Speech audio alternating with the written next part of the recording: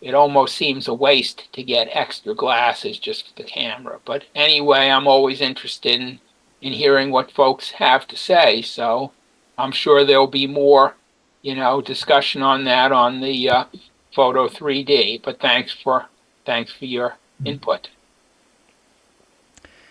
Yeah, thanks, Jay, and thanks, Herb. I think it's really exciting that we're getting new 3D devices, new screens, new cameras. It's almost as if there's another fad happening. So let's enjoy it. Hey folks, can you hear me? Yes. Yes. Hi, Melinda. Sound okay? Loud and clear. Thank you. All right. Thank you, everyone, for joining us tonight. We've got a good group of photos that we will enjoy in our stereo slideshow. For those who are new to our meetings, in the chat, I put a list of links of live streams in different 3D formats, and I'll also be sharing my screen with the full width side-by-side photos. There are a few announcements that I want to make before we jump into the meeting. There will be tentatively scheduled for next week a retrospective for Jack Musacco. I've collected over 350 photos that Jack shared with us over the years, and I'm refining it down to the 20 or 30 or so top hits. I'm planning to present this on Zoom, just as we are now. And I'd like to do it next week. And I wanted to take a quick poll, maybe raise your hand or speak up. I can give two options. We could have the retrospective slideshow next Tuesday. We have a normally scheduled meeting then. This slideshow would be instead of our special subject. Or we could do it a couple days later on Thursday, September 12th. That would also be next week. And I know a lot of you would like to be there, and I'd like everyone to be there if possible. Does anyone have any thoughts about a day that might be better or worse for them, Tuesday or Thursday next week? Is anybody planning on listening to the debate next Tuesday? Is that on Tuesday? Yeah, I would. Okay. We might have a low turnout in that case. How about Thursday? Is anyone out of town or unavailable on Thursday? Not great for me, but I would do it. Okay, it would be at 7 to 9. It would be a slideshow. I do plan to post it on YouTube if you miss it, but a lot of people might have something they'd like to share, and I'd like to make it a live event. Okay, let's tentatively plan for the 12th. That's Thursday next week. I'll be sending out an invitation, posting on the Groups IO discussion board, and I'll also be inviting his family and some other friends also who aren't necessarily 3D people, but would definitely be curious about that. Okay, thank you. The last thing that I wanted to share before we enjoy tonight's slideshow, I wanted to remind everyone of some upcoming international stereo exhibitions, and I'll put these dates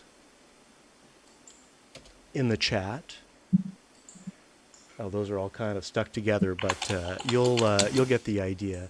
The Chicago Lighthouse closes on the 28th of this month. The Hollywood Stereo Exhibition opens October 1st and closes October 30th. That's the end of the month. And the Cascade International, it closes, Herb, correct me if I'm wrong, the second Monday of November. And is that open now? It is open. Okay. So I hope everyone It does close November 11th. November 11th. Okay. Thank you. I encourage everyone here to participate. It's a great way to have your stereo photography seen, get some expert feedback, and certainly our photography from this group really deserves to be shared. So I hope to Add Detroit to that list and also. Detroit. Okay. Thank you. Do you know? I can look this up and get back to everyone. I'm not sure if that is that open. Do you know? I'll do some research during the meeting. So it is International Stereo Exhibition season. All right. Gary Meyer, welcome. Gary, we've been trying to get you to these meetings for years now. I am so happy to see you. We have one of your photos, and we have enjoyed your stereo photography before. I know you submitted some maybe a year or two ago that we enjoyed, but we didn't get to share our favorable comments with you. So we've got one from you tonight. Before I start tonight's slideshow, does anyone have anything they would like to announce or share with the group? All right. The YouTube stream is live. If you're following along on the YouTube stream, there's a lag of 10 to 20 seconds. And I will share my screen and we'll enjoy our slideshow. We have a fair-sized group tonight. Normally, I randomize the images in the slideshow, but I felt our group wasn't large enough tonight for that. So instead, I will be putting the contributors under the spotlight, and we'll hear about all of their submissions for the month. Let me share my screen, and we'll get this show started.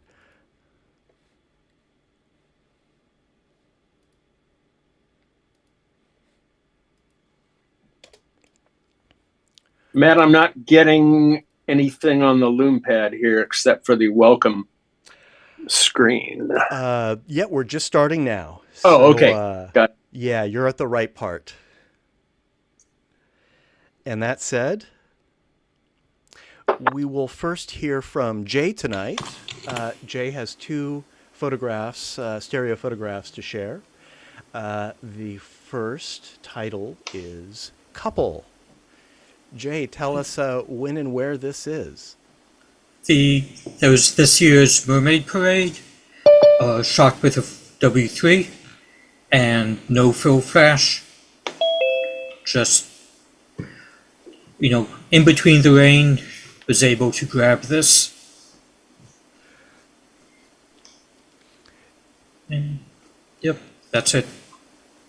Just catching up on the other good mermaid pics. How is the response to the New York Stereoscopic Association's mermaid photo contest? Not great. I'm going to do one last round of publicity, trying to reach out directly to people. Learn a lot, but about what doesn't work.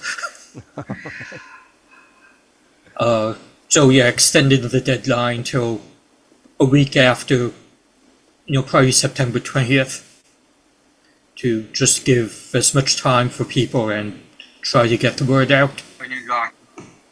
I sent mine, Jay. I got that, yeah. Good. What works here is this guy pointing through the window. That looks great. Is that just completely candid? Yep, totally candid. Yeah, great moment. Yeah.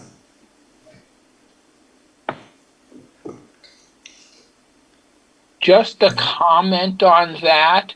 Mhm. That thing in the background on the right is a little bit disturbing. If it were possible to clone that out, I think it would improve the photo. Talk about the man on the right? No. There's that little archway. I'm not sure what it is. Oh, yeah. Yeah, that's part of a building. Yeah, I mean, if it were, it's I don't know that it would necessarily be super easy to do, but if you could clone that out, I think it would improve the photo because it's a little bit disturbing. I don't Yeah, think cropping is the answer because I, no. I like the composition. Uh, Adobe Generative Fill should do it. Yeah, It's- adding a little on top, I think would make a very nice One framing answer, effect. one solution would be to make it into a column and just remove that overhanging part. Yeah, I think that would improve the photo, just a comment. Yeah, thanks, Herb. Something like that, maybe, for those who are following along.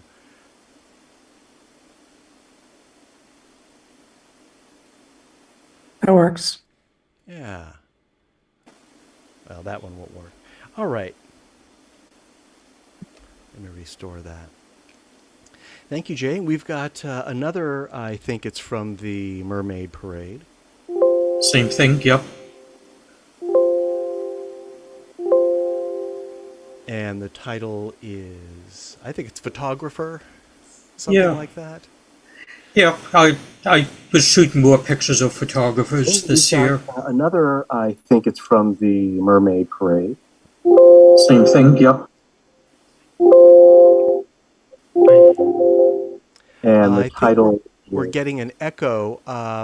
If someone has the volume on their device, if you could mute it or turn it I was shooting down. more pictures of photographers this year. Another, I think it's from the Mermaid Parade. Same thing, yep. All right, I think I've muted that. Okay. Right, yeah, there's not enough pictures of photographers who really are a part of the parade at this point.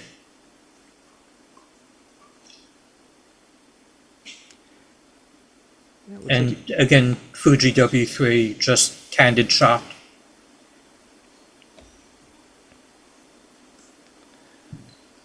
very nice. It looks like you got some nice light, too. You said it was raining? Yeah, off and on. Near the end of the parade, it just totally got rained out. I actually left and then came back. So, yeah, overcast. It would be a 4-hour Photoshop work if you could turn the guy's lens onto the lady there.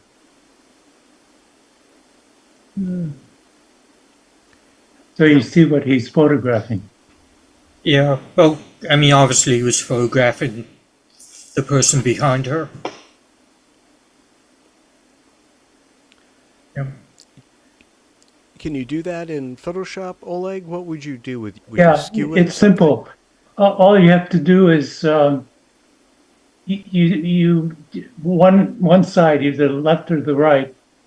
You select the guy, and then on that picture you just squeeze it from the side, from left to right. But then you have to backfill what's left over. You make it sound so easy, Oleg. No, it's going to take time, at least 4 hours. Squeezing it probably wouldn't work. Maybe if you did a perspective squeeze, but the perspective on the lens, or the curvature of the lens, would have to be changed. Otherwise, it wouldn't look. I mean, everything's going to be changed because he has actual depth, and you can't just squeeze it. What you could do is completely recompose the picture, cut him out, take somebody from another picture, put them in, but it seems like that's way too much work. I think I know of a way of doing it in like 5 minutes and getting great results. I'll wait about 4 or 5 years and then let AI do it. There you go. You got that. Hey, that's the answer for everything. I used that squeezing before, and it works. But It Yeah, preserves. I've used it too. I don't think on this particular subject, I don't believe it would work just because of the nature of his hat, the lens, his shoulder, all these things would and he's in the foreground. So it might, I don't think it would work. I came to the chat a little bit late. What are you attempting to do to this with him? Make him aim his camera at the lady instead of to the side. Oh, yeah. Okay. Well, look, maybe you could do the image squishing, but not the content recreation. Do the easy part, just so we can see what Okay. what you're talking about. I can do it and not backfill it. Yeah, that'd be great. That'll just take 5 minutes. Yeah, Oleg, we'd love to see have a workshop next on Tuesday. Do a before and after, if you're up for it. Yeah, don't spend the 4 hours on it. Give us a preliminary view. I won't do that. It's not worth it. But I've done it before, and I think it'll work. All right. Well, I'm excited to see that. Yeah, we'll look at that next week. And of course, for those who can't make it next week, we do meet twice a month. The meeting will be recorded and available on YouTube for a few weeks. I had forgotten that the debate is next week. All right, thank you, Jay. Next up, we have 3 by Me. The first 2 I took up near Bodega Bay on the California coast off Highway 1. This is Carmet Beach. I drove up there really on a whim. Was that 2 Fridays ago? I took the day off from work and kind of had this vision. I don't know. And I was able to realize it. I'm very happy with these results.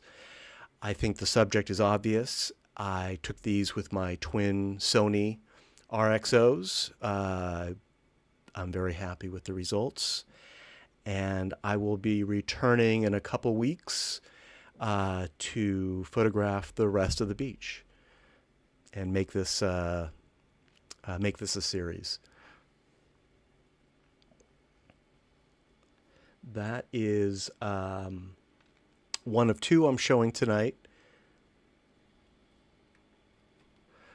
Number 2 is the same beach, different angle, and I've converted this to black and white.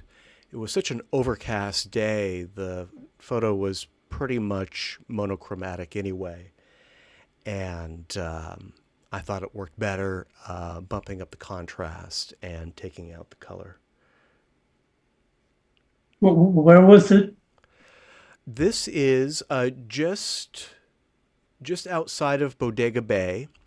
It's a public beach. The beach is called Carmet. I'll type that in the chat. Carmet Beach. And I kind of just got lucky when I found it. Yeah, I like the second one much better. Yeah, thanks. A lot of energy here. It's a good composition too. It's you can see way into the back. I think making it black and white helped. Contrast is nice. It's good. Thank you. Yeah, I'm hoping to capture some blue sky next time. That's highly variable, of course.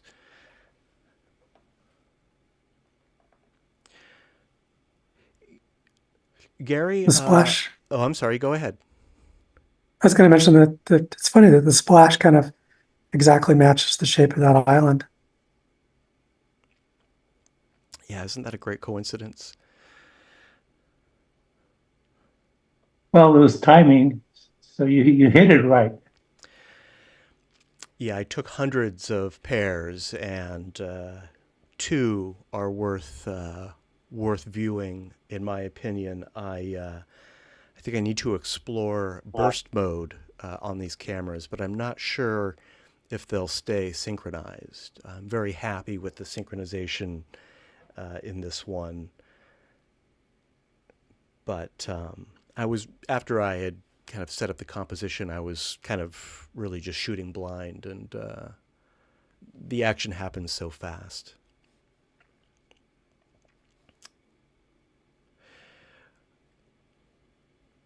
Gary, I see your comment. I can't. I had the first image, but I can't see the rest. Are you are you logged into the YouTube Anaglyph view? I am. Can you hear me? Okay. Yeah, I can hear you. So I'm in both the Anaglyph and on the Zoom, Mm-hmm. and I was getting the first image that was up on the Zoom, and I also signed into the Anaglyph on another monitor, so I could do both. Compare, and then I no longer can seem to get the other ones, the ones that are on the Zoom. Oh. So Is anyone else having trouble with the Zoom screen share? Both the Zoom and LoomPad work fine for me. Same here. so should Same I here. should I maybe sign out and sign back in? That's what I would recommend. Yeah. Pop out and I'll let you right back in, and we'll give this another try. Thanks. Out.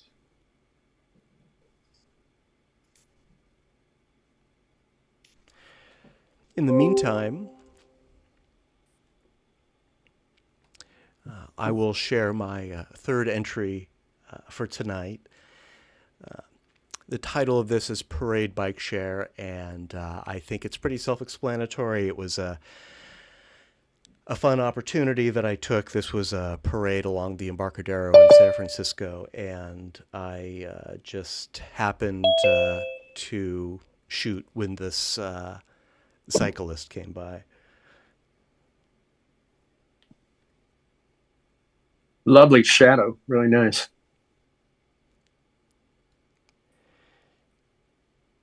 Yes, thank you. I think enough light bounced off the pavement to illuminate the writer's face adequately. I wish he was looking at us, but this all happened so fast. Oleg could turn his head. We'll, It's a really nice touch that the green ground isolates the cyclist from the marchers. It's just a really nice compositional element to separate. Like he's got his own little private area to bike in, which is maybe true. Yeah, that's a good point. Thanks. Yeah, that is a bike lane. Basket shadow is kind of cool too. yeah. Yeah, that was lucky. But I just love the silhouette. It's quite unusual. Usually you get kind of boring shadows. I used to be intimidated to shoot into the light. Now I almost exclusively shoot into the light with backlit subjects. And of course, with Photoshop, with shadow highlights, you can correct a lot of bad exposures.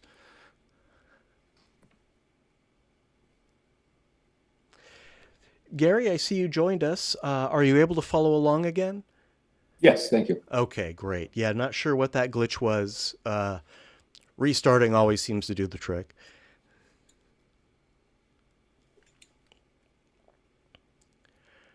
All right, thank you. Let's move on to one by Oleg.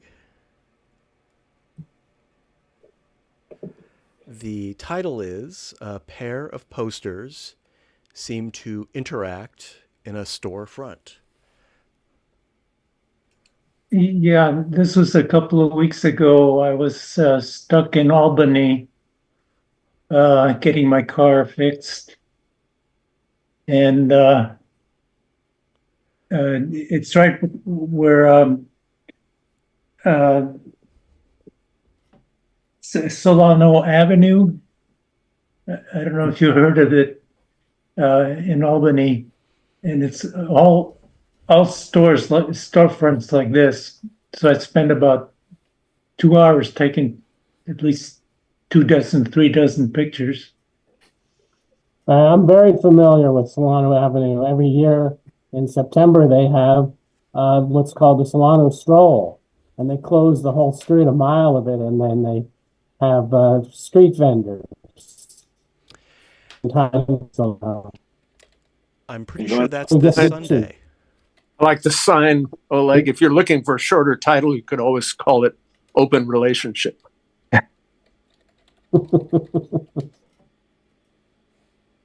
Yeah, I usually in the title make it so I can remember what it was. Good idea.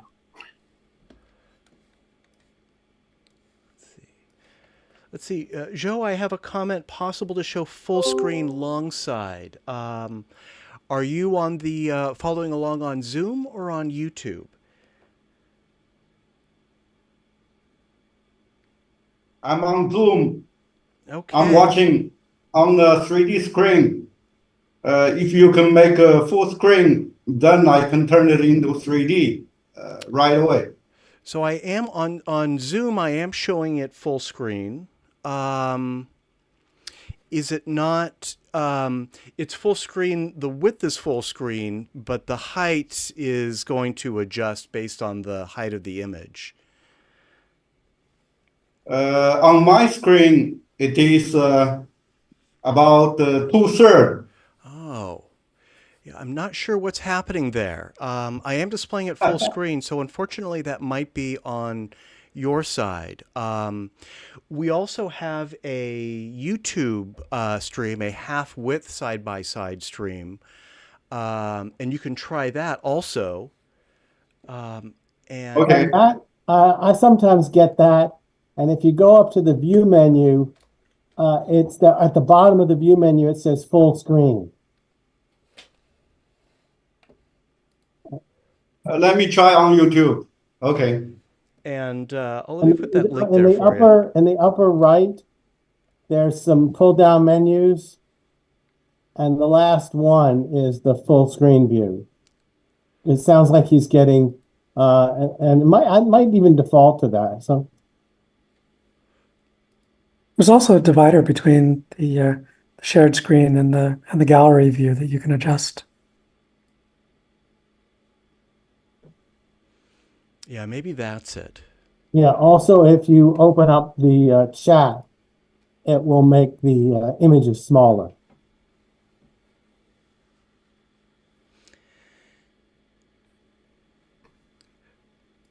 In the meantime, I've put the YouTube half-width side-by-side stream in the chat, which you can try. And thank you, Steve. Yeah, I'd like to get to the bottom of this. This may not be the first time that this full screen issue has happened on Zoom.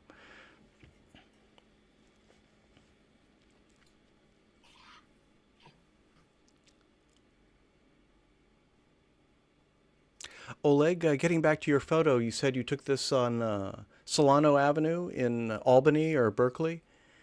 In Albany, walked about a half a mile and then half a mile back. Yeah. And took a lot of pictures.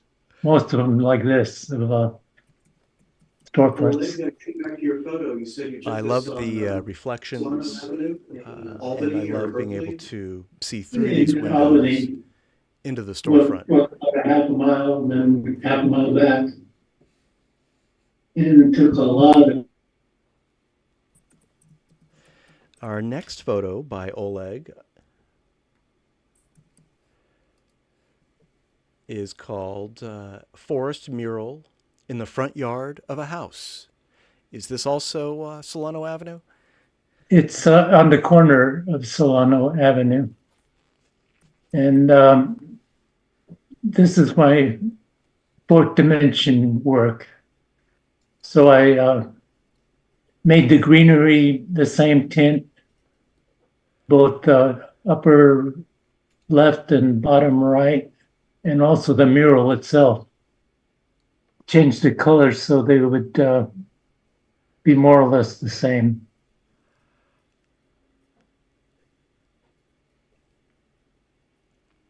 Looks like a school. No, it's a home. Oh. I think. Looks like there's a play yard there and those columns.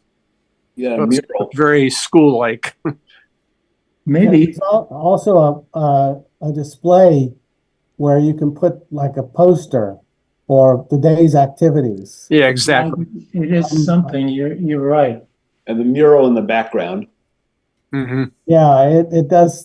I think Bob's right. I think it looks like a school.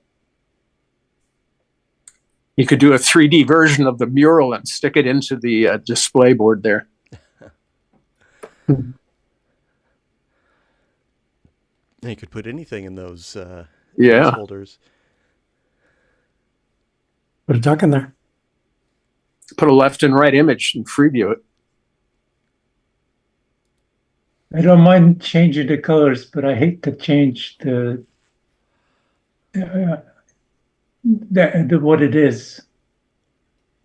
It plays very nice anaglyphically.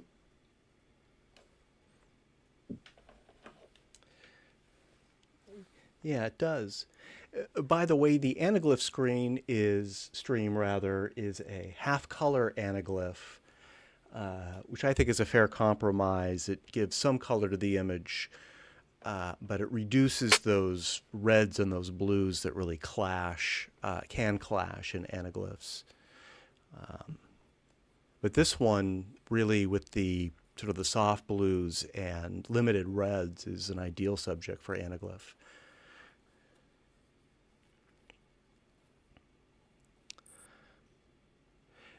Now, Oleg, most people consider the fourth dimension to be time, but by your definition in stereophotography, you define the fourth dimension as color. Is that right? Yes. The wonderful thing about still photography is it eliminates time. And time is not the fourth dimension. Anyway, it is one possible fourth dimension. Well, for Einstein. I mean, yeah, in the context of space-time, sure. It's real. Except it only happens at near the speed of light.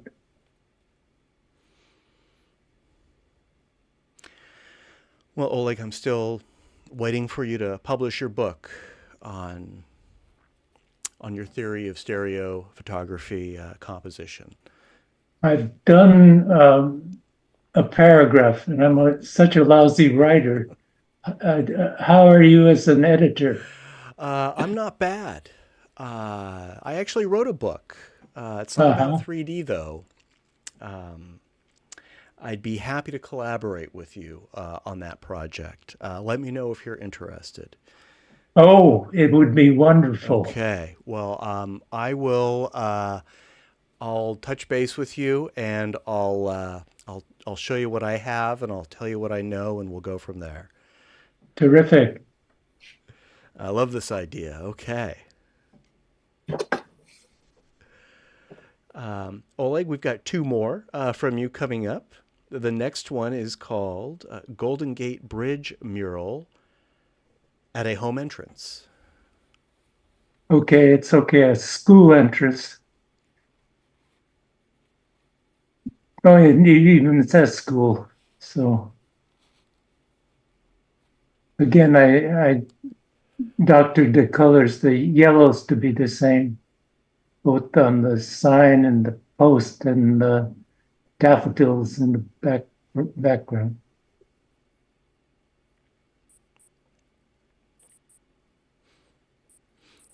The school mirror, school color is that awful chartreuse type that they use. Change it to real yellow.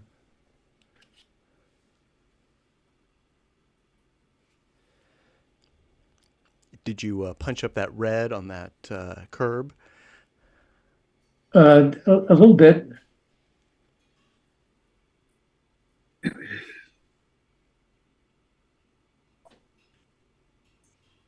I probably overdo it most times, but it's tempting. Yeah, I think it looks good to me.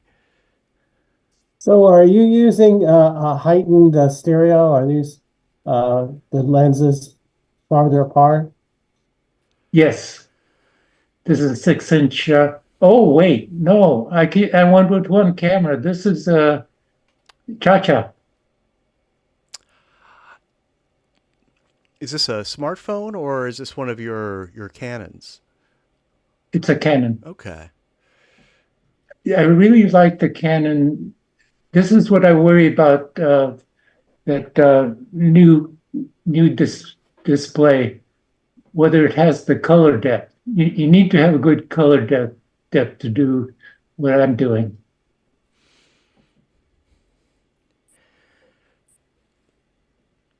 I think also, once you've committed to a brand, it's and certainly once you've invested in lenses and mounts and whatnot, it's hard Yeah, it's hard to switch. I got about $10,000 worth of lenses for my twin rig, so I'm not about to switch to Sony.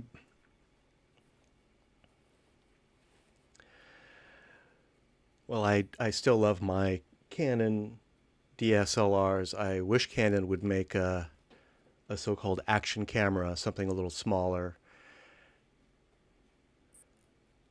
But we can dream. And Oleg, we've got one more by you tonight.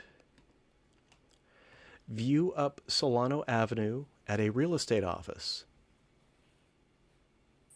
Yeah, this I sort of like the balance between the left and the right. Like the fact that the car on the left looks like it's going to bump into the glasses. Anyway, it's also reflected on the right side, so it's sort of balanced. And the Winkler sign is three-dimensional. Yeah.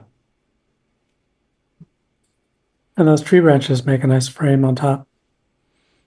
Yeah, those on Solana Avenue, what they did was the bike racks or the middle one there is a bike rack. There's only two bikes attached. I got lots of pictures of the bike racks alone. They're pretty cute.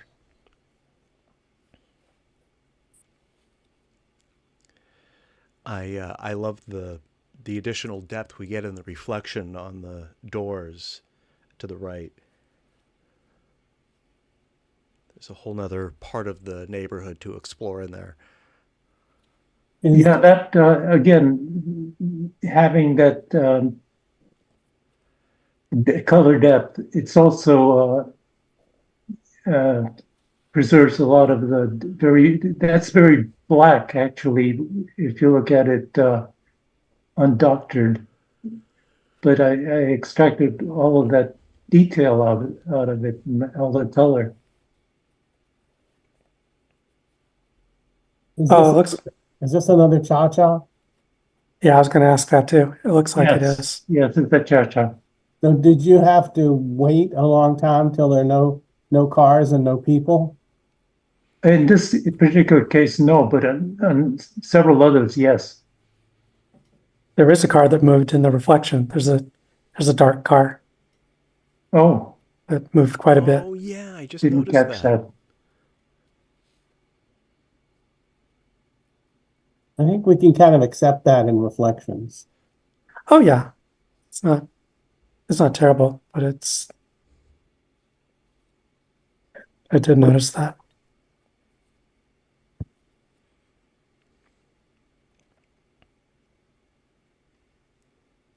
You can see it's also got a blinker that's on in the left eye, but not in the right eye. So you see an orange. It's got a little orange line in the middle of the door. I'll look for it and fix it. In the middle of the door, you'll see an orange streak. That's the turn signal on the car. Oh. Yeah, I found lots of that kind of stuff on my other pictures. I kind of like it. I don't know if it really needs to be fixed. You could certainly just paint out that bright turn signal to make it less noticeable.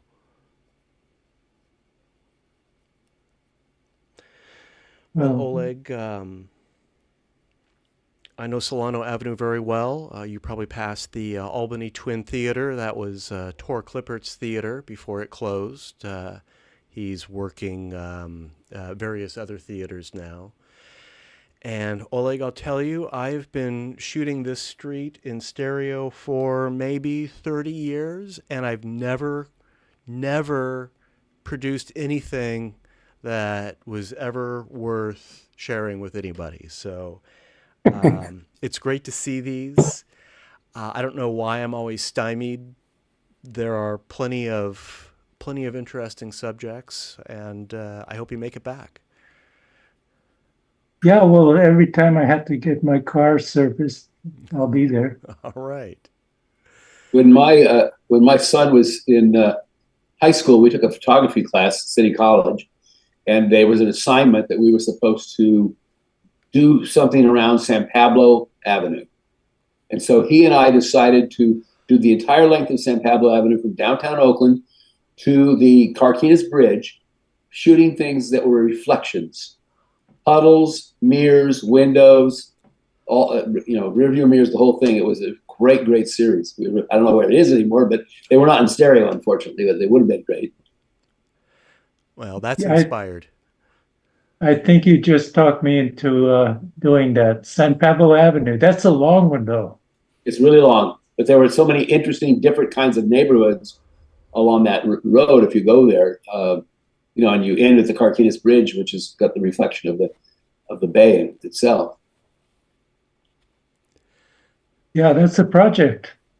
Yeah, but it's good to do it maybe after there's a rainstorm, or to go back after a rainstorm, because the puddles often were very interesting. Yeah. Well, that wouldn't have been stereo, would it? It was not stereo. Yeah. And I have Nimslo with me, and I may well have taken a few, but I don't have any idea where they are. Yeah, there's lots of great mid-century architecture up and down San Pablo Avenue. It's the old highway, of course, the old Lincoln Highway. Oleg, when you initiate this project, be sure to ring me when you're in my neighborhood. I live just a couple blocks down from San Pablo Avenue. As I think you know, you've been over here before at GGSS HQ.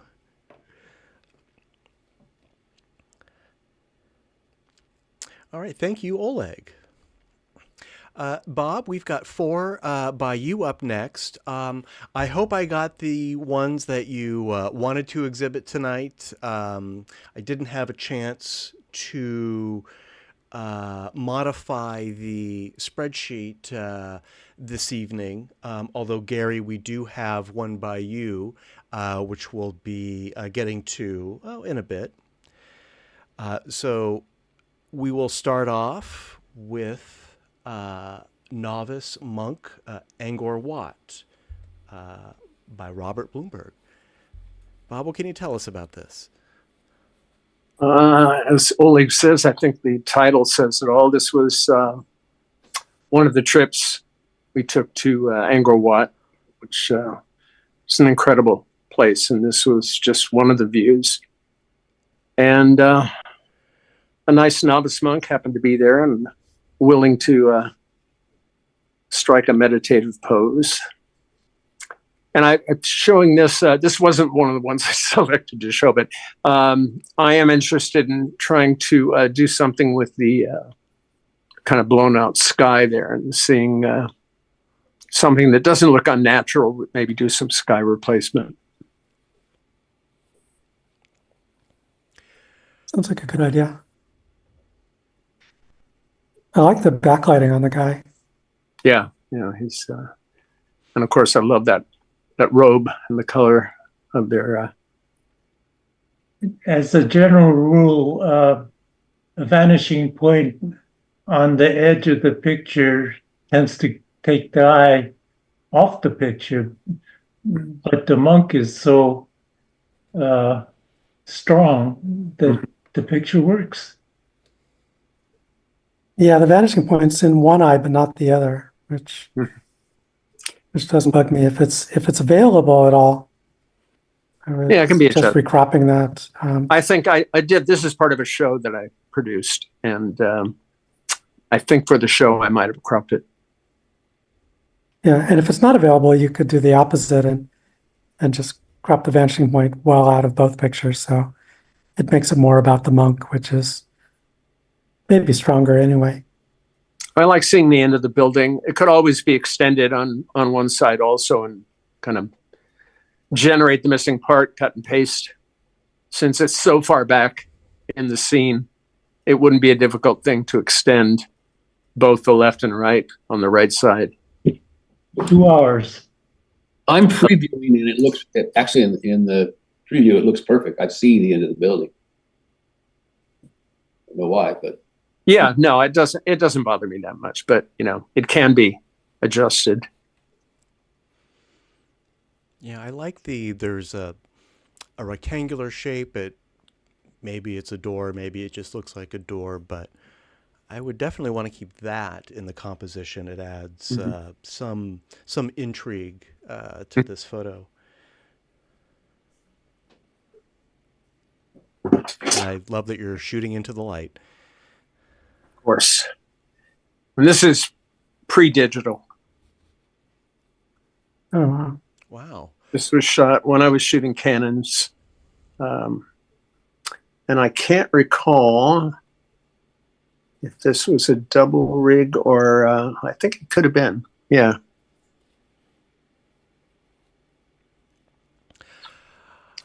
Or a cha-cha, because he was holding quite still for me.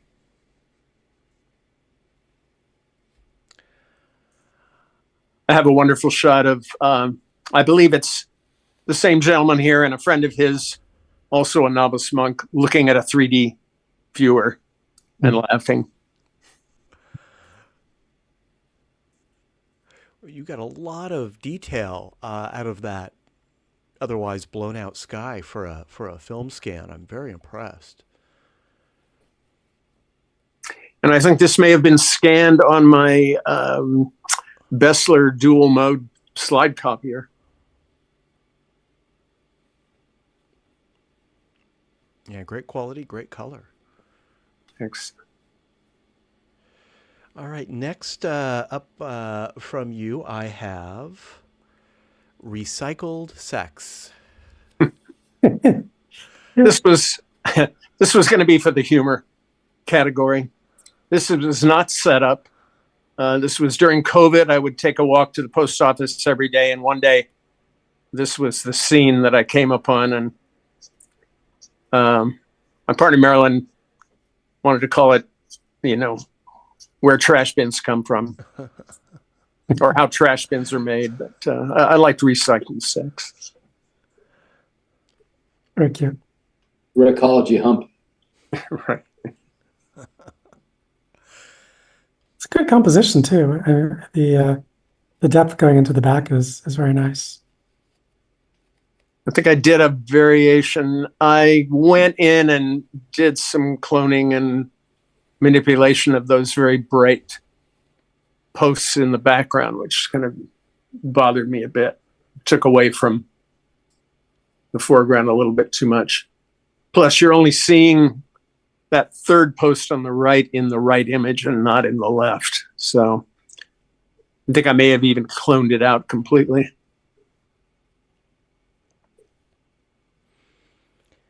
Well, those vertical We fence also posts. balance the two posts, the large posts in the foreground and the two in the background if I got rid of that. Yeah, I haven't seen the original, but the work is probably worth it. Yeah, and on a picture like this, I would have increased the saturation of the greens in the foreground. Yeah. Well, I haven't done anything to the color on that. I did a little vignetting on it just to focus on them. But yeah, no, if I wanted to go in and do some more, I would highlight them more and saturate them a bit more to give them more attention. I don't know about the grass if I would do much to that, but do you recall what camera or cameras you used for this? Oh, this was an iPhone. Cha-cha. Smartphone cha-cha. Yep.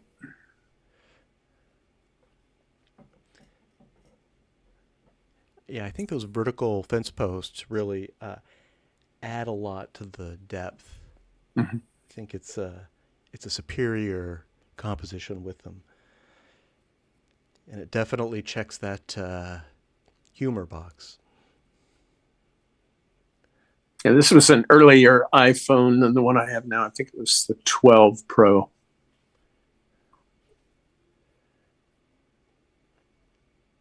Bob, did you ever shoot with the Fuji W3?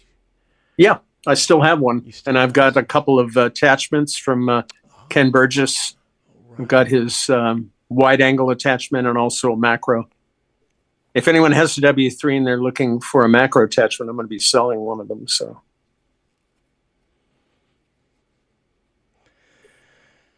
Well, I was in the market myself for a new W3. I wore mine out, but I'm hoping this X-Reel Beam Pro will be a suitable Fuji W3. Yeah, I'm curious about the quality of it. George is very excited about it, but yeah, George is very excitable about new toys. So no wait. Well, he wasn't excited about the Sonys that Lee Pratt and I and maybe others on this call use. And I can't blame them. They're definitely an acquired taste. Sony is an acquired taste when it comes to cameras, I think. But very nice, Bob. Thank you. And we have one more to enjoy from you. I'm sorry. We have two more to enjoy from you. This, and this will be coming up on the YouTube stream momentarily, is Roof Dragon.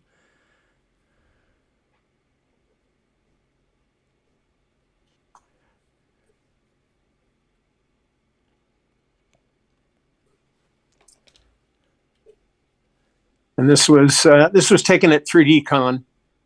I did a little research on Google about interesting places near the convention, and turned out this one self-taught artist collected junk and just built all these wonderful creatures and statues and filled his property with them.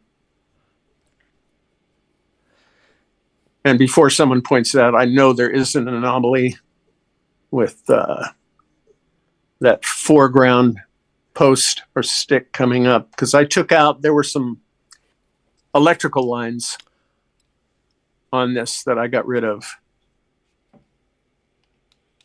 And I haven't really gone in and done a complete job on it. And this isn't actually, I thought I had sent a revised version of it, because I can tell by the eyes that it's not the finished one that I have. But I like the sky very much. yeah, I've been liking vignetting lately, and this seemed an object that was perfect for it. Kind of gave it more of a mystical highlight, glow to it.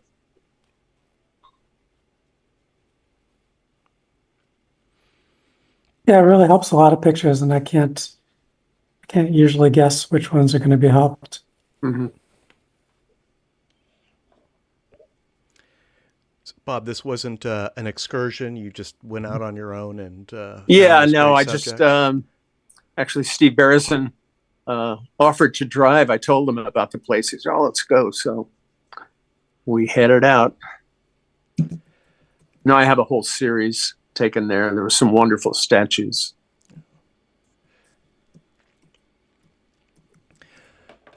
Now, And someone, almost full size Statue of Liberty and lots of other fun stuff. oh, well, I hope we get to see more of those. Yeah. Speaking of vignetting, and maybe someone can correct me if I'm wrong, but I believe that I read for PSA exhibitions, like PSA international exhibitions, vignetting is a technique that is not allowed. Really? Yeah, I've never heard that. I was very surprised to see that. That's good to know if that's true. Is that in the rule book somewhere? They have very strange. They do, yeah. I think Herb, if you're here, you could probably speak to the challenge of working with the PSA for the Cascade International, and I think that's where I read it when I was Yeah, boning up on I that. am not familiar with the rule about vignetting, but basically, this year, because they changed the rules, it took us like an extra 6 weeks to get our exhibition through the approval process. Mm. Thanks for bringing that So, up. I would be very curious to know before I enter it because I've been entering for decades, and that's the first I've heard of it. so Well, that rule would essentially ban crappy lenses. Yeah. I'm guessing it probably came out of things like people generating lens flares and stuff like that.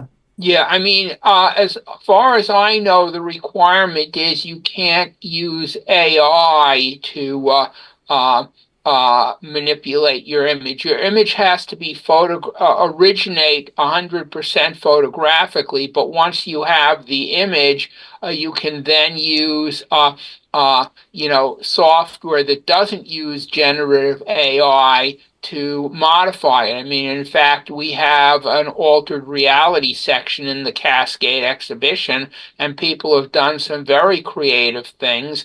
And if you'd like to see some examples of accepted images on the Cascade webpage, we have catalogs of past exhibitions, and you can actually download those PDF catalogs and see all the accepted images.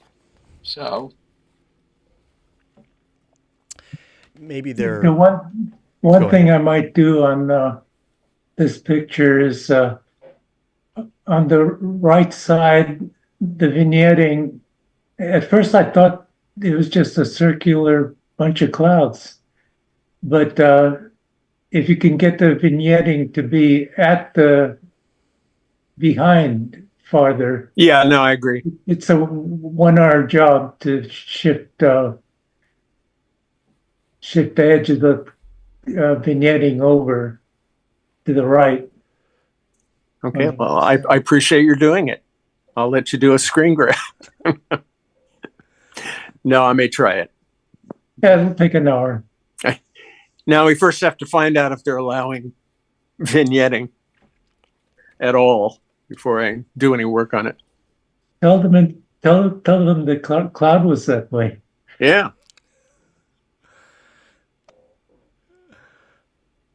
Yeah, let us know if you find out anything, Bob. Let us know. It could be one of those rules that's on the books, but maybe judges aren't really enforcing it. Yeah, I have a couple of people I can call Yeah. and see about Be it. very Who will know. curious. And finally, this, Bob, this is a warehouse mural. Yeah, again, I've got another version of this that I'd like to show at some point. But yeah, this is actually the title when I ID'd. I couldn't remember where I had shot this, and I got the original file and did a, it gave me the latitude and the longitude of where it was taken. So I plugged that into Google, and it reminded me that it was in New Orleans. And this is, it's an artist collective. It's called Studio BE, and they do change their murals occasionally. And this one really took my eye, and I passed by it at night and stopped. And this is Cha-Cha with the iPhone 15 Pro Max. Yeah, great lighting. Yeah, what a sky.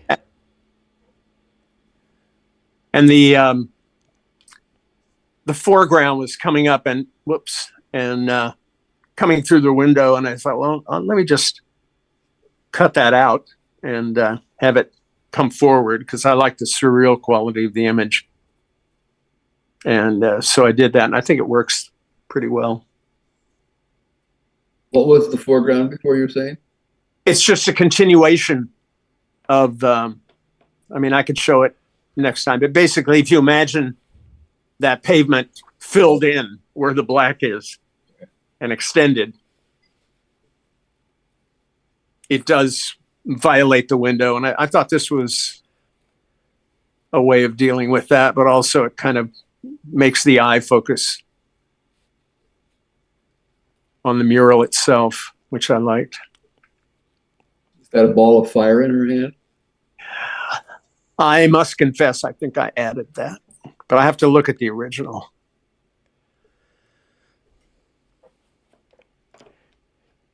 Because of the colors, this one works great as an anaglyph. Yeah, I figured the yellows would be. I have a version of it where I know Oleg would not approve, but I have a version with someone walking past the building blurred, like a time lapse, which I liked. I may send that in to you and see what you think.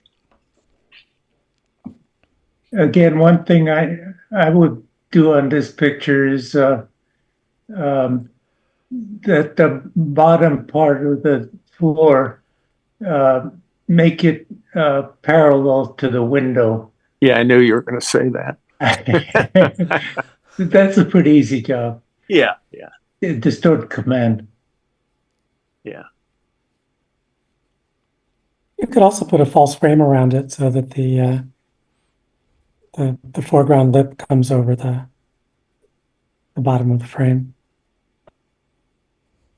Well, I was hoping it would read that way anyway, that that's sticking out. It is sticking out, yeah. You could accentuate that if you wanted. I think I may just try the straightening, or not. I have to sit with it for a little bit.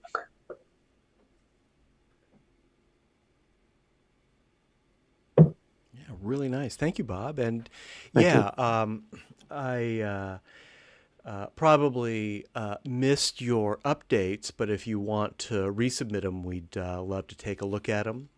If you can join us next week, we'll have time. If we could do kind of a before and after workshop, or you could submit them at a later meeting just as regular submissions. You have the other images I sent in. You still have those, right? I'm sure I do, yeah. Okay. I was hoping to see one of them, the Escher Hotel.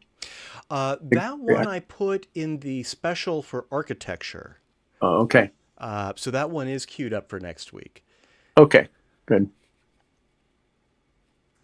All right, thank you, Bob. Sure. Before we move on, I want to point out two things in the chat. Lee, thank you for posting information about the Detroit International Stereo Exhibition. The closing date is October 21st. And there's some information about the categories as well as a link. And Gary, thank you for posting the your story about the Jaws 3D poster. Jaws 3D, of course, perhaps the best 3D movie from the summer of 1983, brief 3D fad, which isn't saying a lot, but I've got my copy right here. One of my personal favorites. And it's a classic poster as well. Not as classic as the original Jaws, but Did you see the original Jaws that they redid in 3D and showed at a few theaters? I missed Yes, it. I saw that. I saw it. Excellent. Too bad. I don't know if we can get that anywhere. I actually just looked recently, well, maybe last week, looking for a Blu-ray 3D release, and couldn't find it. Maybe in Japan. I'm finding some good titles coming out of Japan. I buy them on eBay. So I'll keep my eyes open. I'm sorry I missed that myself. So thanks, Gary. Yeah, and I'm going to put a link in there. This is more for our local guests who are in proximity to Solano Avenue, the neighborhood that Oleg photographed and showed us this evening. The Solano Stroll, the annual Solano Stroll, is on Sunday, I think. Yes, Sunday, September 8th. I have brought my stereo cameras to the stroll in the past, and it's been so crowded, I couldn't get any distance between me and my subject and never came home with any good stereo shots, but maybe we'll get lucky this year. And maybe I'll see some of you there. All right. Steve, looks to me by your titles like you returned from a trip to Deutschland and Österreich, Germany and Austria. Indeed. That is the reason that I missed the last meeting.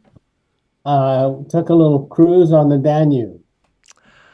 Very nice. Sehr schön, as they say in German. This particular picture, I mean, most of it's pretty straight documentary style. This one, I almost wanted to submit to. They're moving and there was some motion blur, and I used Topaz, and it really did a nice job. Oh. Maybe one day we can show the comparison. And I just took the side by side and processed them together, and that worked. I think it worked.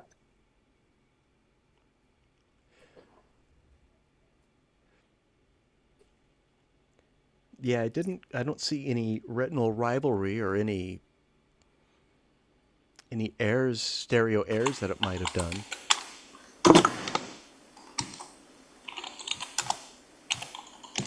The hand bothers me a bit with cutting it off there. Yeah. But you can push her back a little bit. I'm always loath to move back because you lose depth. Yeah. Well, you could try generative fill and fill out her hand, and maybe it won't give her 7 fingers, and it can help out. There's a little. It looks like the bow kind of disappeared in front of that gentleman back there. That's giving up. Actually, the left image has quite a bit of her hand. Yeah. So I can probably reconstruct it properly from into the right. Mm-hmm. I mean, I'd have to build more of the background. That's out of focus, so it's probably less of a challenge. But yeah, you could also. Why I want to see, because Yeah, you've got a room to extend her on the left because you can crop to his right and not lose anything important. I almost did, but I kind of like that blue flag. But I'm definitely looking to get a suggestion. So if it looked better to crop out the blue flag, I'll definitely go for that.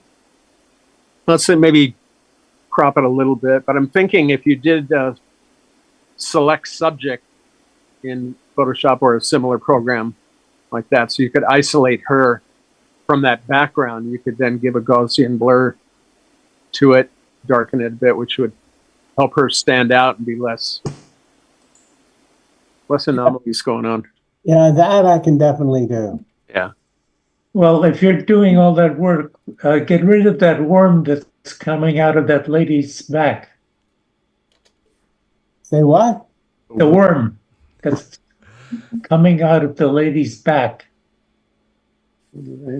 That detail right there. Yeah. You talking about the foreground lady?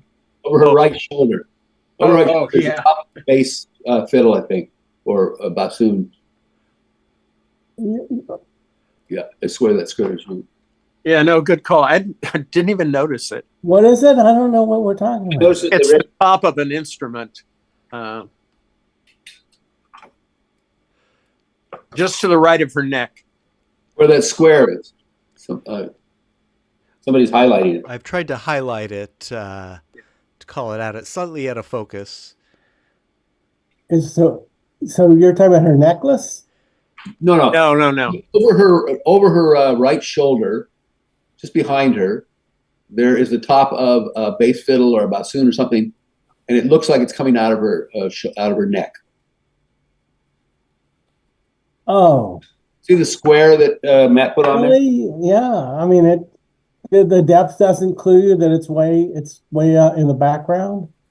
Well, it is, but there's so much difference in the positioning of the two on the left and right that it provides rivalry there. I think it would be better if it was cloned out, and where it hits her hair, you could always cut and paste the hair from the right into the left because you have that plain wall background. It's not going to. Oh yeah, that would be easy. Yeah, it's just the top of like a bass fiddle or something. Yeah.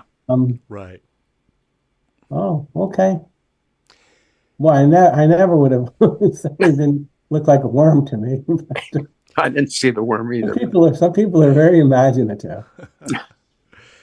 That would definitely be a rule breaker in 2D photography. Having that, it does. Looking at it with one eye, it does look like something is connected to her. But in 3D, yeah, it does create that separation. I think this was Bob's suggestion of darkening the background. I think that's the one that I would definitely go for. I think that's an excellent suggestion. Everything else, I mean, the hand, yeah, I could definitely do that. I'm pretty good at cloning stuff. Or at least push her back a little bit on that side for the hand, just so it's not breaking the window there. But I'd be careful about darkening the background around the bow. If you want to preserve that. Yeah, well, I could also like desaturate it, or just to maybe even throw it more out of focus. I don't know. Yeah, I think if you're willing to spend the time and outline her bow, separate her and the bow from the background, then it'd be an easy deal. Yeah. And I think that select subject might take care of most of it. And then you'd have to probably go in with the tool and do the bow. Yeah, I mean, I have this sort of a selection tool. I don't know if Affinity has a select subject. I'd have to search around for that. It's been a boon in Photoshop. It's amazing what it does. I'll do some research and see what they have. Yeah, it can really save you hours. I mean, I could just select just do the selection based on the edges I think that I can do that pretty fast. Mhm. You'll probably select something like that in 5 minutes. Steve, I'd like to try something real quick, an alternative to repairing the hand or adding the hand. I wonder if we cropped it very tightly, something like that. I don't know. Now it looks like the violin is just sort of floating in space. I don't think that really works. I just wanted to try that as an option, but No, that's a really good idea. I mean, that was obviously a lot simpler. I love the neck of his instrument, and I thought one easy thing, you could push him forward very easily by just selecting him on the right chip and cutting him out and just scooting him over a little bit to the left, and he would come forward. But I'm getting a skew, like he looks like he's coming through the neck of his instrument's coming through the window on the right, and yet her instrument seems right at the window here. So it seems like we've got two windows, one forward and one back. Anyone else seeing that? Or I had that reaction that it really looked like the neck of, I don't know what this instrument's called, but that was sticking way out. And I said, well, he's standing way back. That's definitely not an artifact from Topaz. There are pictures like that. But yeah, I don't know. I don't remember if that was a really long thing. But, are the left and right images exactly the same size? I see that also, and I bet that 2 images are not exactly the same Yeah, size. I think that's causing the skew. If you just select the smaller of the image and just bring it over to the other one and set up a guide, you could crop it, and I think it would take care of that window. But I still would be interested to see him scoot forward a little bit, but it would all depend on the window setting. yeah, I'd be scared to move him too much because then it would look like he's tiny. Yeah, possibly. No, I was just thinking a couple pixels. But I'm curious. Matt, can you check the... let me run auto align on this, and let's see what happens.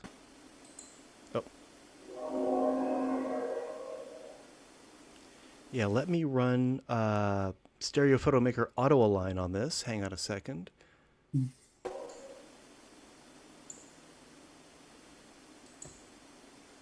Auto align. Okay, that did something. No, it didn't. Still getting 2 windows. Didn't do too much. No, we're talking about perspective adjustments of about 0.1 or 0.2 degrees. So yeah, I mean, I already ran auto align on this. I don't know if it's a size difference between the images. I'm just curious if you selected one and move the selection over and just see if it's the same. That, unfortunately, I'm not equipped to do with this setup right here. I can do it, but I need to transfer it into Photoshop here. Yeah, for those who want to take matters into their own hands, you can download these photos, by the way, and there is a link. Oh, good. I've been doing screen grabs. Oh, let me give you the download link. I'll put this in the chat. And Gary, thank you for the link to the Solano Stroll in the chat. If you want to view the slideshow on your own device, or if you want to manipulate or edit or experiment with the photos, I just put the download link in the chat. It'll download as a zip file. There's a zip file for tonight's open, and there's a zip file for next week's special architecture theme although that may grow because people, and I do encourage people to submit entries for next week if they haven't already. But you can go to town with the images with that link. Thank you, Steve. Let's take a look at another Munich photo. This is Munich snacks for sale.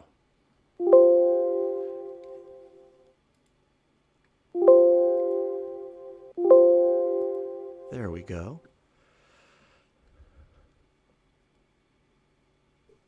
So this is also because it was actually a kind of low light. It doesn't look like it because there's some light coming in through the window, but I sharpened this up also with topaz.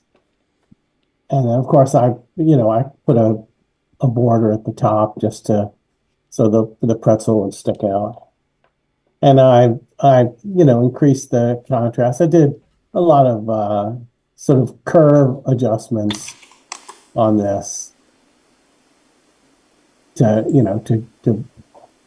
brighten it up because it was kind of dull. The original was. She's a great subject. My only suggestion would be to crop the left and clone some of that background around her head on the right and left. It's kind of interfering with her face. All right.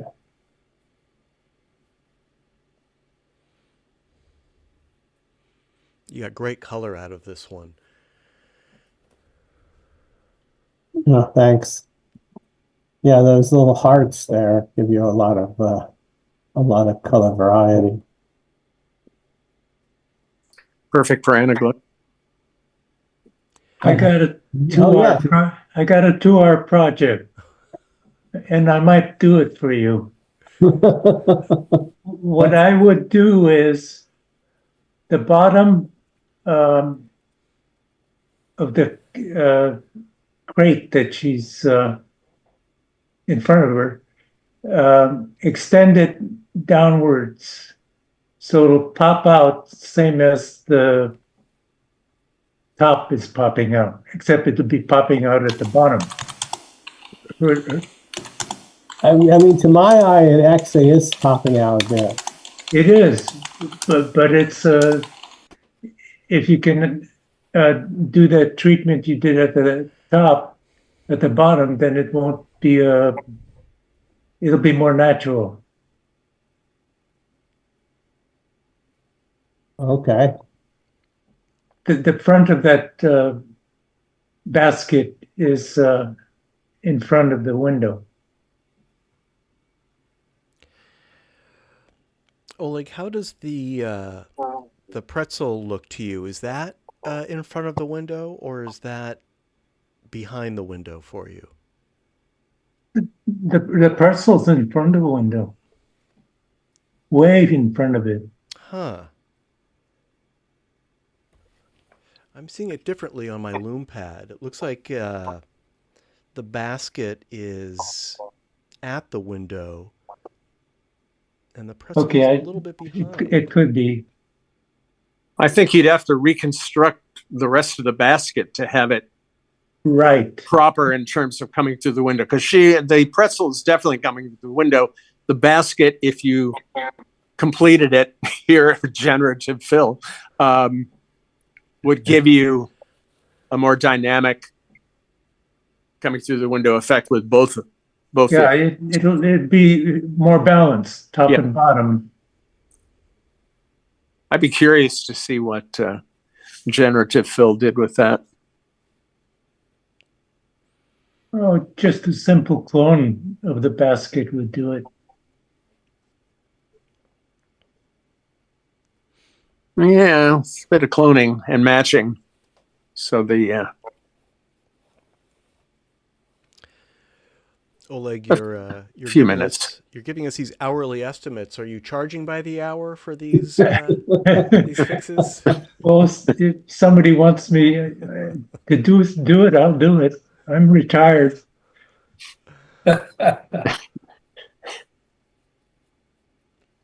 And Steve, these are W3 shots, I presume?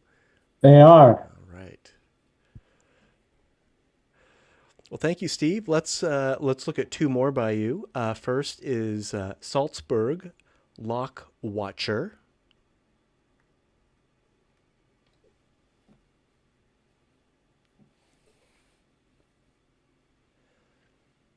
You may have seen these bridges where lovers they seal their relationship by locking something to a fence. They actually told a story. The tour guide told a story about a bridge actually collapsing from the weight of all the lock. So many people put them on, so they take a requirement that they keep the locks pretty small.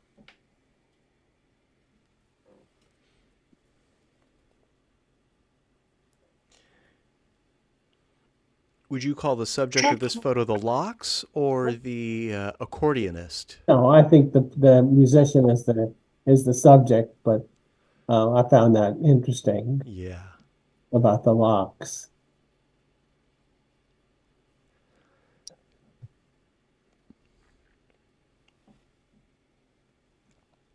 I keep looking at this and thinking there's some kind of flaw in there, because you look at the water on the right and there are these little lines, but that's actually a piece of plastic there. There's a plastic barrier that's got some scratches on it. Yeah, I was wondering that.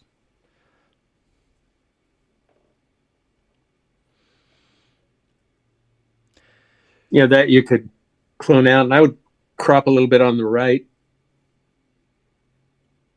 And any way of getting more detail in his face, I kind of would love to see a little bit more of his expression.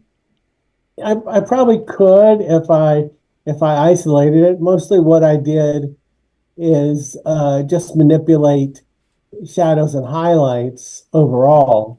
Mm-hmm. Cutting out is relatively easy, but it becomes more than twice the work in 3D, because you have whatever mistakes you make on one side, you have to make the same mistake on the other side. Your eye is very forgiving in 2D, but in 3D, you just got to get it perfect. Actually, motion is similar to that. You can get a perfect picture and the next frame could be perfect, but then when you play them in motion, it's just terrible. Yeah. I think his head could be selected fairly easily. He's got nice. Yeah, no, it wouldn't be that hard, even to select his whole body. It just, I had a couple thousand pictures, and so just going through the pictures and figuring out which ones I wanted to play with was a pretty huge job. And I took a whole bunch of pictures from the boat. For next week, I'll have some cha-chas from a moving boat. Just a question, was he that tan or saturated there? Or the color seems a little intense, but. I may have heightened the color. He was pretty dark-skinned. I'm more concerned about the saturation. Seems a little tad excessive. I probably, if I'm going to fail, if I'm going to err, I'll err on the side of too much color. So that's me. Yeah, everything's going to look like the Wizard of Oz if I get my hands on it. I had to leave for a moment, so you'd maybe talked about it, but the hat that he's got out there, is there any way to give that a little bit more contrast from the shadows? Well, I'm sure there's a way to bring it out. I mean, I could lighten the shadow and darken the hat. There's a number of things. Once I would commit to actually cutting out these, putting them on separate layers, then Bob's your uncle. You can do whatever you want with him. Yeah. Of course, this photo would have benefited from a fill flash, which the Fuji W3 can do. Of course, you don't necessarily want to be flashing people when you are doing street photography, and that will drain the battery quite fast too. And I'll take this opportunity to make a gripe about the X-Reel Beam Pro. It's the same gripe I have about the W3. The flash is right between the lenses, so you get opposing shadows when you use the flash. Less of an issue in a daylight fill light shot like this, but if you're shooting in a dark room, it can be very distracting. So that's a shame. They could have put the flash anywhere on this X-Reel Beam Pro, but they stuck it right between the lenses. Is it an actual flash or an LED? It's an or- LED. It's more like a video light. In fact, I really haven't even experimented with it. I don't know if it can be used as a flash or if you can just turn it on like a flashlight and then shoot with it. I would imagine that the Fuji W3's flash would be brighter, being a real flash.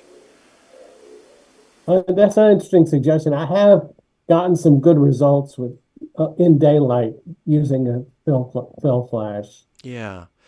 I forget if there's a fill flash specific setting on the W3. Some cameras had it when we were still Well, I doing think you cameras. just do a force flash.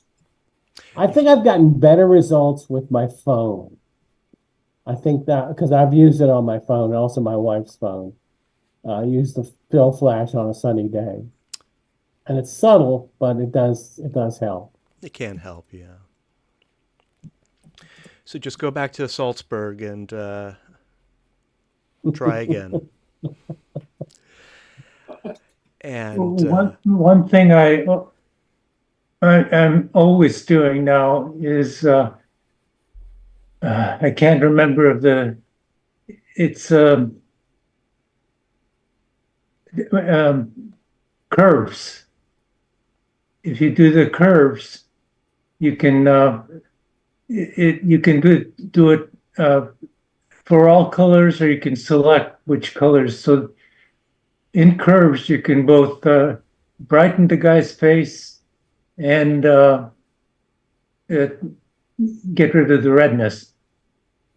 Yeah, that's a good suggestion. I mean, I've used curves a fair amount, but I rarely do the curves on an individual color.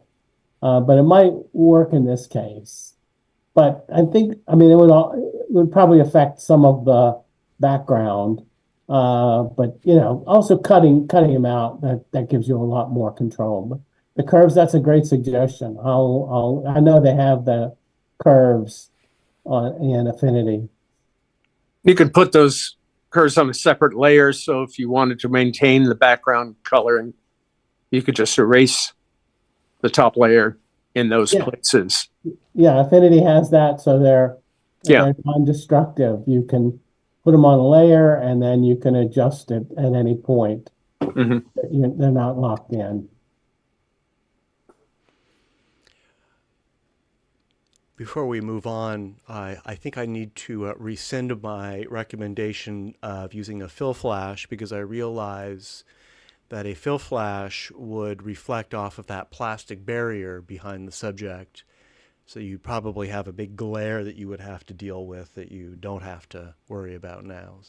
That would be a bigger cloning job. And Steve, we have one more from you from your Danube River cruise for this evening. Viennese Equestrians is the title. Yeah, it's quite a number of horses. Yeah, this is in Vienna, Austria. And I just liked the angle of this guy's head. I have, dozens of pictures of horses, horse-drawn carriages, and I'm sure people will have suggestions. How did you get so close to the subjects? Just make a jerk of yourself. Just get close and then move and then run away. All right.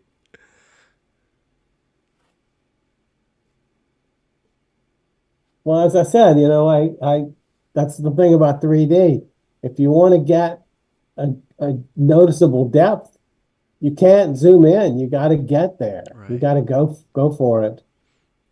So I tend to get close. You can see sort of from their attitude that people are always taking pictures of them. So they're taking it in stride.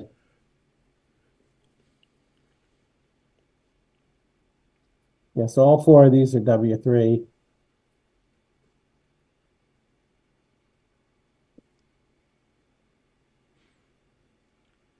Yeah, I think this one is successful. It's too bad there wasn't greater separation between the woman writing in the foreground and there's a person behind her who we can't really see.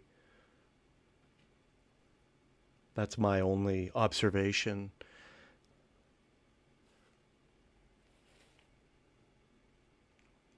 It could be removed, right? Mm-hmm. That might not be a bad idea.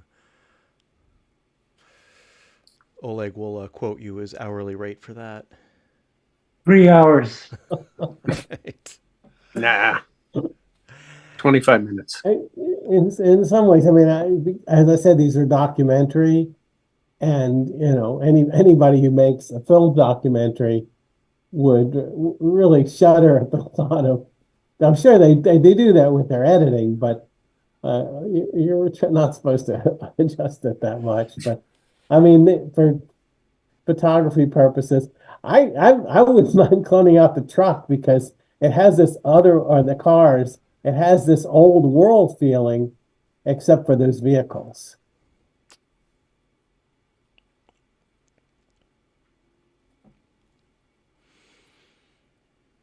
But yeah, I'd see how that cloning out the guy in the far left would really make her stand out more. Well, it's just that's a distraction. It wouldn't be too hard to do. See, when your eye is taken to that and you're saying, who is that? What's that? Then that takes away from the beauty of the rest of the picture, I think. Yeah, good point. One concluding thing I'll say about the depth, you had mentioned, Steve, as a stereo photographer, you just need to get in there and get close to get the depth, and I totally agree with that. I think the Fuji W3 will record better depth than the X-Real Beam Pro. The X-Real Beam Pro, there's good separation, but it's about 20 millimeters or so less than the W3. So you do have to get even closer to the subject with this new camera. Not quite as close as a Red Hydrogen 1, but kind of somewhere in the middle between a Hydrogen 1 and a W3. It's a new challenge. And thank you very much, Steve. That's good to know. I was very curious about that stuff. Thanks everybody for so generous with your time and making suggestions. What do you think we're here for? Well, thank you, Steve. Gary, thank you for your patience. Thanks for waiting. Yours was a later entry, so I had to put it at the end, but I've been looking forward to sharing this. The title is From Cradle to Grave. I produced a movie on the writer MFK Fisher, and there had been a film made in 1992 by a local filmmaker named Barbara Worman.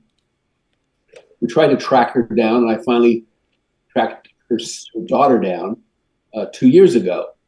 And the daughter said, well, she's, I don't know, she'd probably like to come see your movie when we premiered it at the Mill Valley Film Festival, but she didn't. And she was sick, and she kept saying I could come over, but then she would cancel. 2 days ago, I get a phone call from the daughter who lives in Oakland saying, my mother died in July, and we've got 3 boxes of original film and various material. You can come and get it.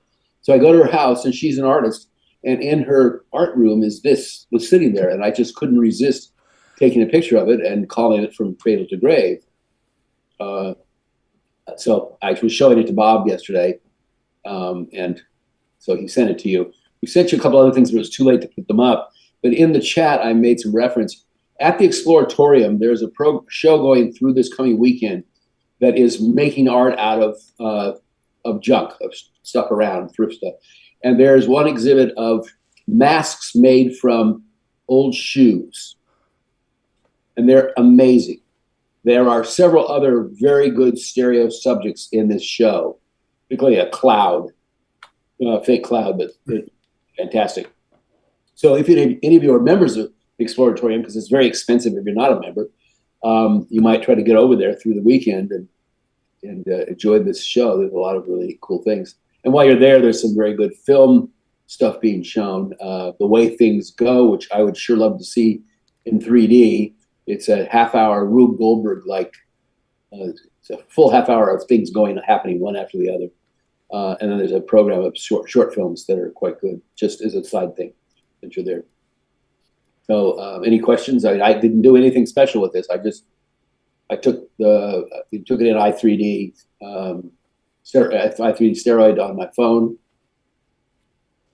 And Bob, did you make a slight adjustment on it or not? I don't think I just That's right. no, because I would have cropped a little bit on the left and reset that window a bit. No, I just sent it on. And those the images that Gary was talking about that I sent to you, you could show next week because they are wonderful. Yeah, if we have time, next week is our architecture theme. Oh, right. So I'll see what I can do. This one is really wonderful. I love the position of the knees coming through the window. It's got a lot of depth, but it's, for me at least, it's not uncomfortable. How does everyone else feel about this one? No, I like it. Again, I would just fix the top is different in the left and right. And that air conditioner unit on the wall there, I would just maybe crop a little closer to the cradle. Is an air conditioning unit on the wall? Or whatever that is there. It's got a little bit of rivalry going. Yeah, I'm seeing a little retinal rivalry just on the left there. And wooden. Just because the edges of these book binders it's just different enough that it's kind of, just crop it, crop a 5% off. Now you can probably crop the right side as well. But I think, the knee, I was definitely struck by how the knee is coming out at you. I think that's great. But you didn't pose it. It was posed like this. The way it was in the studio, just like that. And I like the fact that it wasn't coming straight out at you, that they were knees that were sort of spread. Mm-hmm. Mm-hmm. Right. Yeah, it's not a gimmicky kind of composition. It's not the skeleton reaching out for you. It's a photo that tells a story, cradle to grave, and it's I think very well posed for stereo. Thanks, Gary. How long have you been shooting stereo? I know we've seen some of your photos in the past. I was actually looking to try to show them again tonight, but I couldn't find them in my archives. But I get the sense you've been experimenting with stereo for quite a while now. Yeah, I think Bob brought me into it. Probably with the Nimslow was the first one. We remember the Nature Store. So that will take you back. And then a Stereo Realist soon thereafter. Maybe I bought the Stereo Realist first, I'm not sure which. And I did a lot for a while, and then I sort of dropped off. And then when I got a W3, I played around with it a bit more. I went to the stereo conference in Anaheim with Steve and Bob. But I'm not, all you guys are talking about is stuff that I don't understand. I haven't learned how to manipulate. I don't know how to use Photoshop. So I take my shots, and Bob gets mad at me. He says, "Well, do a bunch of cha-chas, and sometimes I just in steroid mode, and I don't want to have to play around with it. And I'm guessing that I'm doing the right distance on the cha-cha. Sometimes I do, sometimes I don't. Yeah. But I want to learn more when I have the time. That's the problem. We'll do a tutorial out here. one day soon. And you're welcome to ask us questions also. You don't need to be a Photoshop expert. Some of us don't manipulate our photos in a photo editing application at all, other than maybe to do some necessary alignments and that kind of thing that I think you're probably already doing.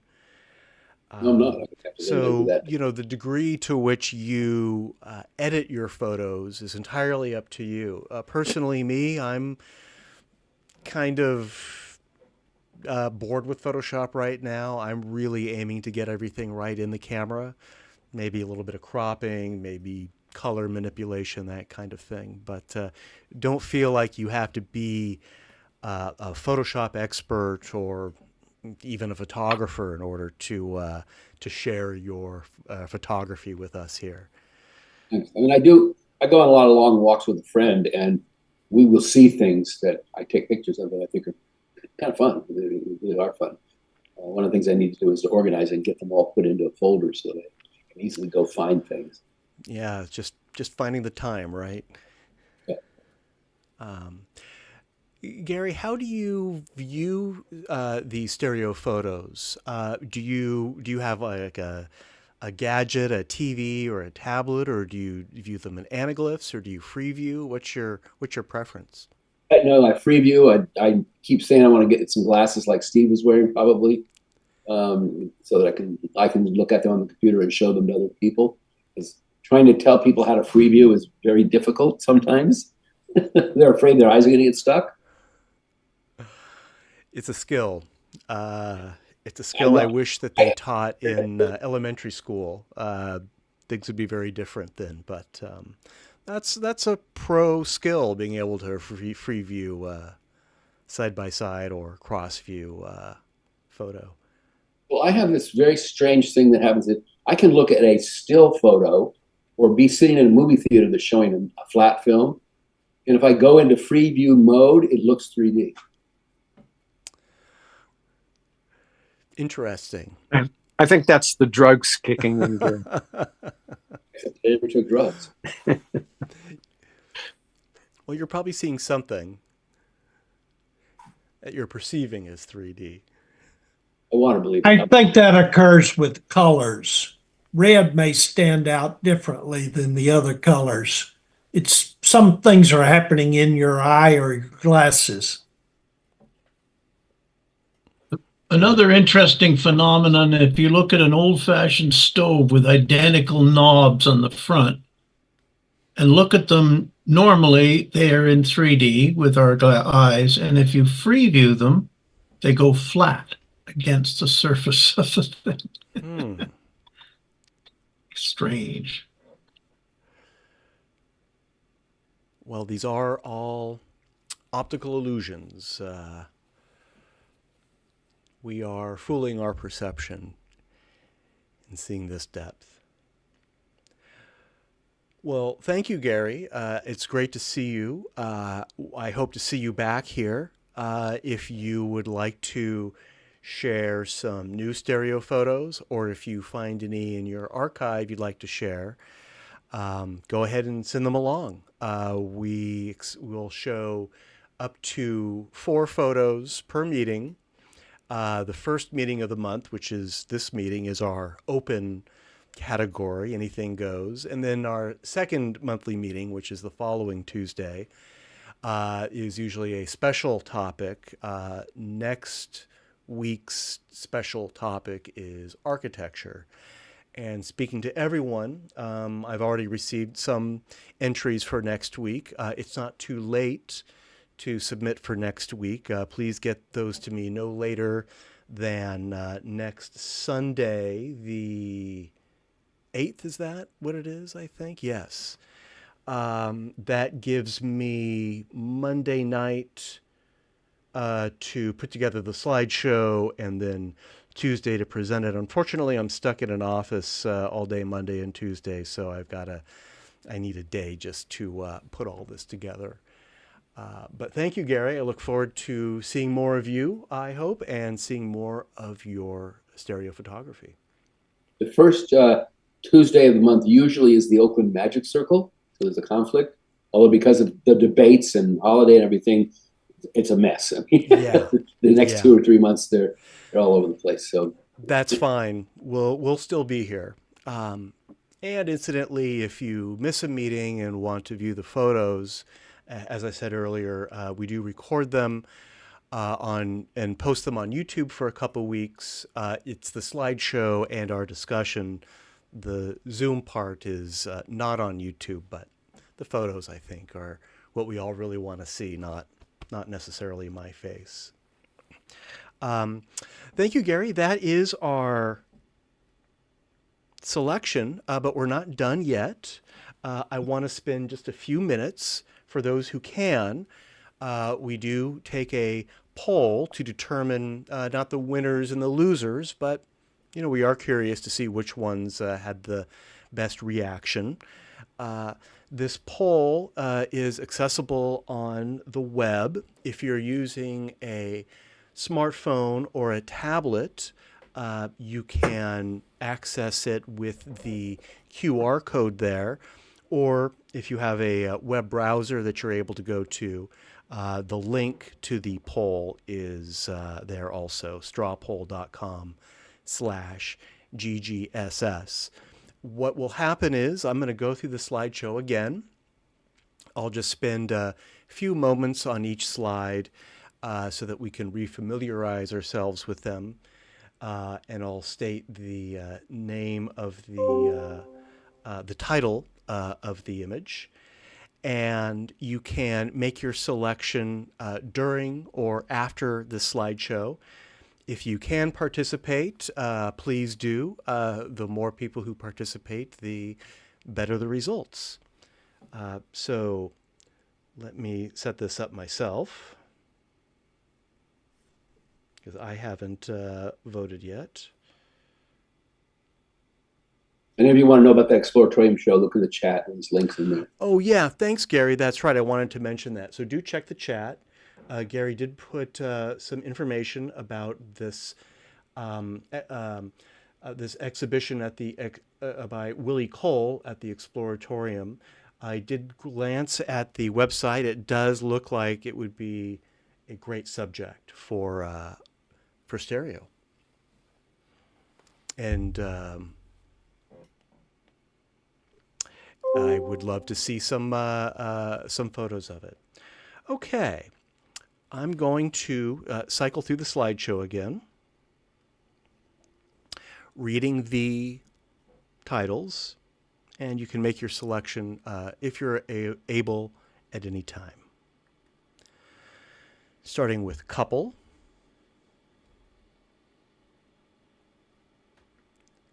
Photographer.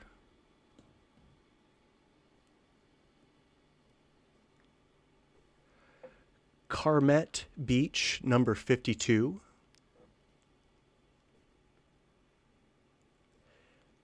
Carmet Beach, black and white.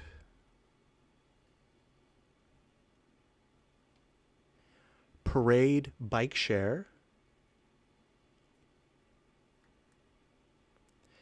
A pair of posters seem to interact in a storefront.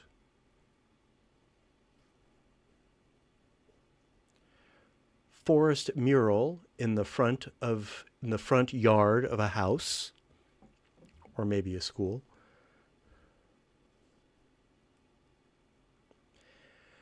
Golden Gate Bridge mural at a home entrance.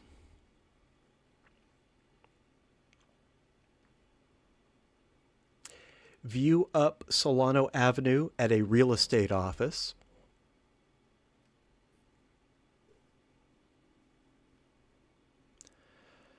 Novice monk Angkor Wat.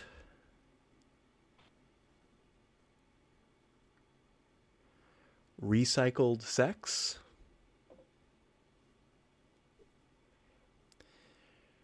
Roof dragon.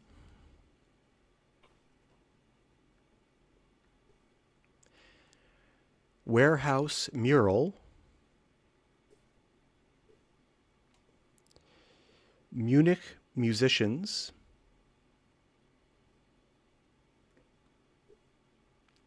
Munich snacks for sale. Salzburg Lock Watcher.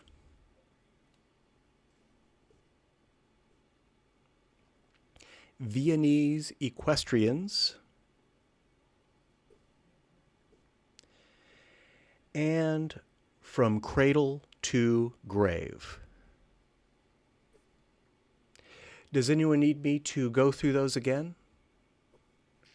From Cradle to Grave does not seem to be included in the. Oh, you're right. You're right. Thank you, Bob. Let me fix that. Give me just one moment.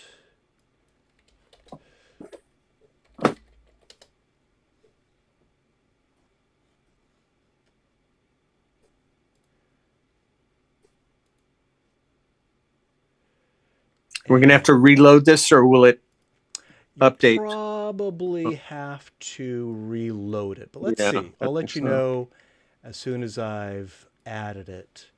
And this will just take me a moment.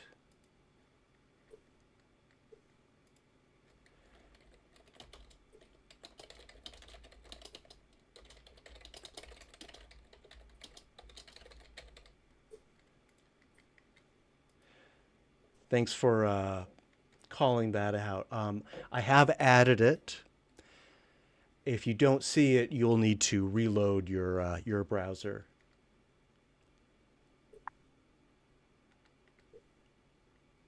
Okay, I'm going to need to reload. Okay, let's see. Can you put that You need the link? barcode again up? Here, I'll put, yes, definitely. Thank you. There you go. Oh, perfect. And we'll give this another 60 or 90 seconds or so to give everyone a chance. No hurry. Would anyone like to see any of these photos again or see the whole slideshow? All right, let's just spend a few moments and make our selections. Please select your 3 favorites.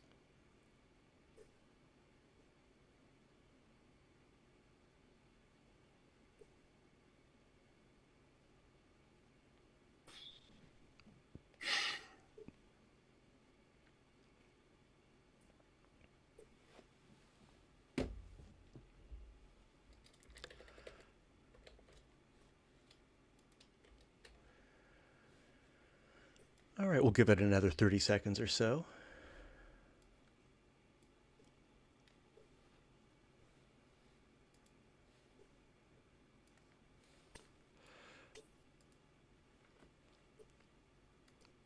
Okay, does anyone need more time? Let me share the results. There's no prize money or ribbons or trophies, but Steve, I think your Munich snacks for sale is a clear leader here. Bob, Novice Monk, Angkor Wat, no surprise. And we have several ties for what we will call third. It looks like, Bob, yours were very well received. And thank you for selecting my Carmet Beach black and white. I'm very fond of that. You'll be seeing a lot more of those in the coming months.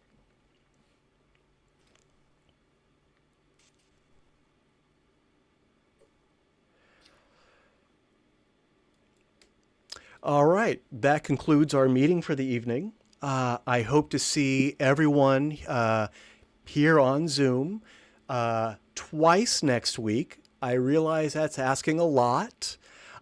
Next week's regular meeting might be a little sparsely attended because of the presidential debate, but I'm going to still be here. And we do have some fantastic photos to see.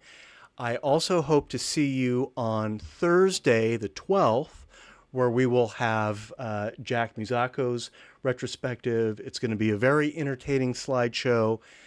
He was a very creative, kind of a demented guy, and he did some pretty bizarre stuff. and I hope to see you there. I'll be sending out invitations for both. Before we call it a night, does anyone have anything they would like to close with?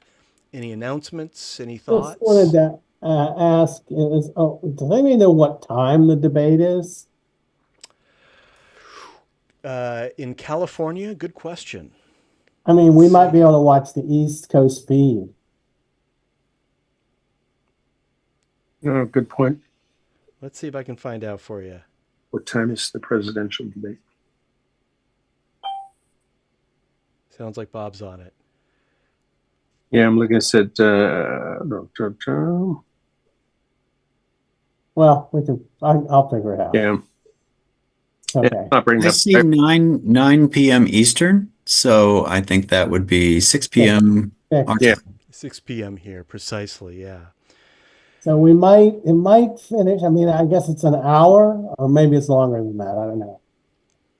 Well, All right. Well, I'm not going to make anyone choose. I'll watch the first hour, and then I'll record the rest of it. That's fine.